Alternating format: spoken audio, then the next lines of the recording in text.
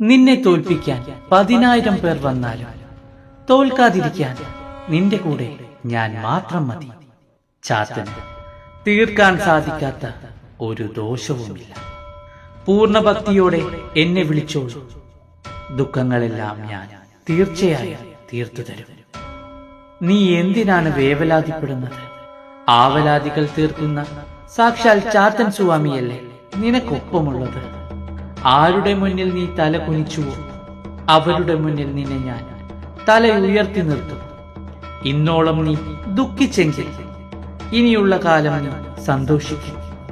ഇത് ചാത്തന്റെ വാക്കാണ്. മനസ്സുരുകി വിളിച്ചോളൂ. മായക്കാരൻ ഒപ്പം തന്നെയുണ്ടാകും.